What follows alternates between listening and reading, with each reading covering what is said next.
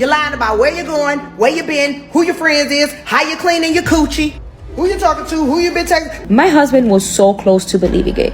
Like, for a second, he did believe it. Oh, honey, I love you. Don't leave me. Imagine being stuck paying child support for years only to find out the kid ain't even yours. But wait, it gets better. Thanks to a new law that some folks are calling the Trump child support law, this guy finds out the truth and walks out. Mr. Willis, what brings you in the courtroom today?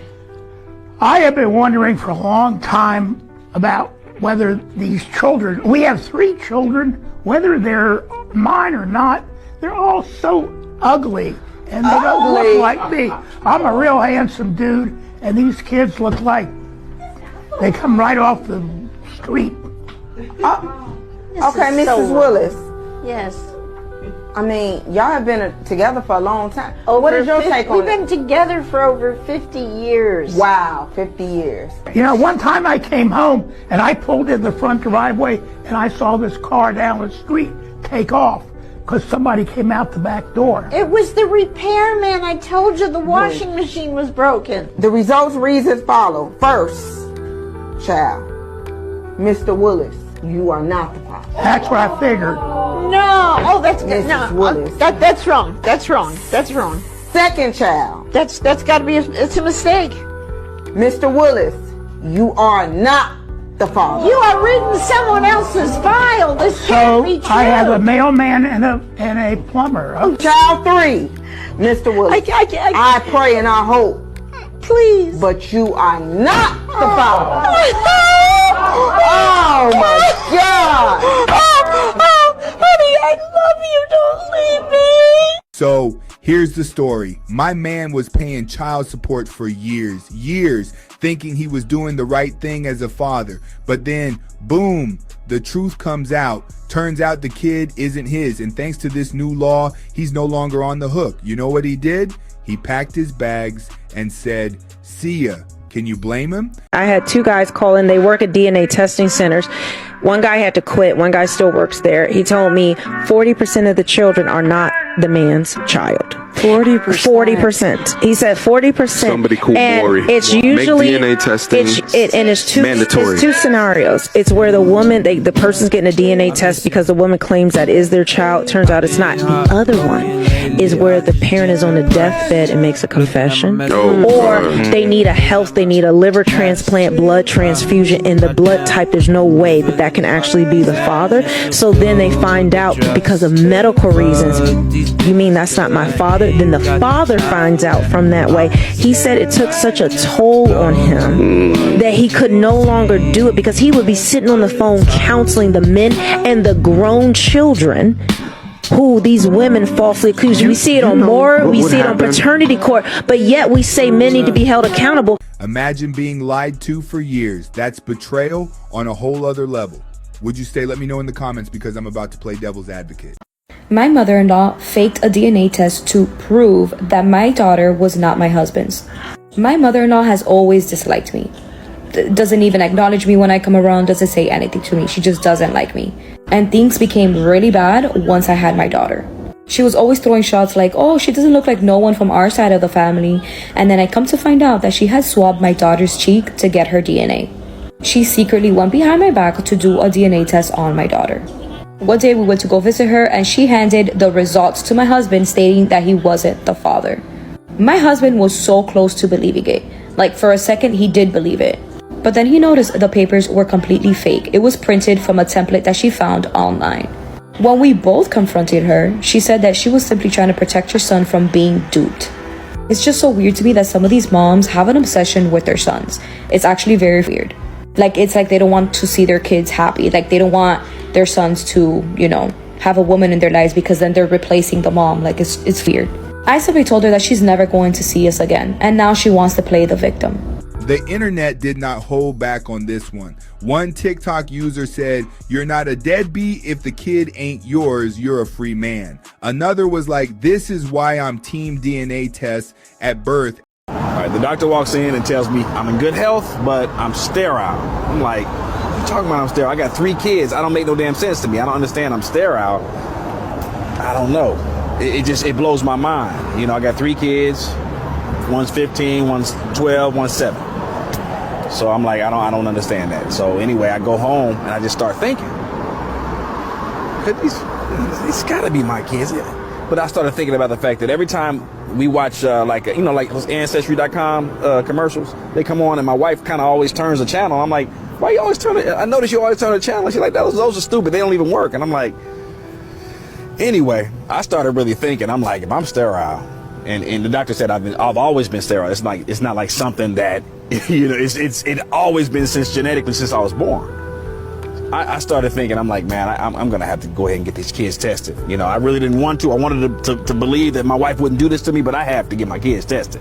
So I secretly get a little sample of all of them. I go to the damn the ancestry.com place or whatever, and anyway, get them tested. Then I think about this. My wife got a birthday coming up. We got to throw this big birthday bash. We already been planned on it. So, basically I got the whole birthday bash planned. And then basically what happens is I get all of our families there, birthday bash. I get the popular mixologist in town. Chief of police comes because he works with my wife sometimes at our company.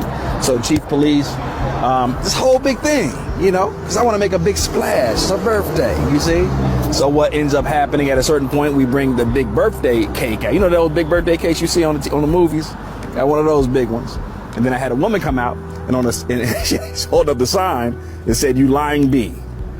And it blew everyone's mind. It blew her mind. What is this about? What is this about? And I was like, you know what? What this is about? It's about the fact that this mixologist is his son. Hey, let meet your daddy right here. I straight up had to tell him, this is your dad. Chief of police, hey, this is your... So 15-year-old mixologist, that's his daddy. Chief of police, 12-year-old, that's his daddy. And I was hurt. I was hurt. I was so hurt. I decided I just had to sleep in my car. I couldn't be in this house. I couldn't be around her. Just all these lies. I've been raising these kids for 15 years. There's no way they're mine. They're not. I'm sterile. So basically, I just, I'm in my car, sleeping in my car, going to work, doing the normal thing I do. And I just was, running into different issues and felt the need that I needed to go. I really needed to go back to church. I just really wanted to do that.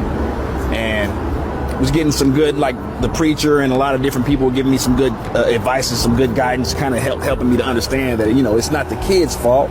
You've been there for the kids, And, then I start finding out there's some problems. Kids are having problems at school because their dad's not there. They used to having their dad for 15 years. I haven't been there, so I start going back, being there for my kids and everything like that or whatever. But I have to let her know. I'm like, I don't know if we can work this out. I don't know. Possibly, but I'm here for my kids. I'm going to try to be here for my kids because I feel like it's the right thing to do. It's what God wants me to do, and I think it's the best thing to do. So that's what I decided to do. Later on, and find out, because I have a 7-year-old. We didn't know who his dad was. So basically, after a certain amount of time with the ancestry.com, like other people will get tested and everything like that or whatever. And then I got an alert from the email alert. And I'm like, really? So we kind of find out that it's this NBA Hall of Famers. I'm like, I was tripping. I'm like, this can't be the case. I go and ask her, I'm like, who's his dad? She's like, yes, that's his. I'm like, because my son, my son, he could ball. He could ball, and I ain't got no athletic skills, But the thing is, me and my wife are still trying to work things out. I moved back in. A lot of men are out here raising kids that aren't theirs because they never questioned it, and society expects them to just suck it up. Nah, man, this law is leveling the playing field. Let's hear another clip. You are my biological father after finding a state of your wife with another man. Mr. Fowler, you are not the father. Thank you. Mr. Brown, you are not the serious fundamental thought to the mind and dead. uproar, lift off the really string, but they won't. This McKinney, are you okay? Jerome Helper, huh? The health helper. I'm just so open up shop in the beginning, and I want you to sit in the chair. Someone call the medic, please. Just take a seat and breathe. So, it's crazy. What are you feeling in this moment? I'm actually shocked. Neither one of us is dead, and I'm just like, Marty. Wow, I need to ask you, do you know who her father is? Oh, Marty. All right, so let's zoom out. This isn't just about one guy. This is about accountability. Men are finally getting a way to protect themselves from situations like this, but it's also raising questions about the kids. Like, what happens to them in these situations? Should there be a system in place to make sure they're still supported? Somebody got to say it, and I'll be the big say it. Ladies, a lot of times, y'all be the problem. Yeah, I say y'all, you Bill, not me, because I know how to act big. First of all, y'all be more than the niggas. Yes, you do be lying about where you're going, where you been, who your friends is, how you cleaning your coochie, who you talking to, who you been texting. You been lying about the GPA you had in 5th grade, bitch. Y'all lie to get the man, try to change him into what you want him to be, and then when the shit backfire and blow up in your mouth, then be there bad. Ain't had no respect for yourself when the whole relationship started. You lied to him acting like you had some respect for yourself. Then when he try to respect you, you don't know how to accept it because you don't got no respect for yourself. You be using the same douche bottle over and over again when you're not supposed to be using them at all, bitch. You wearing the same bra talking about you got 2 of them. That's a lie too, bitch. Y'all don't know the truth to say y'all, but don't shoot the messenger. This is messy, but it's real life. And while we're here, let me just say this. DNA tests should be mandatory at birth, not because of mistrust, but because it protects everyone involved, the dad, the mom, and most importantly, the child. Drop a comment if you agree or if you think I'm tripping.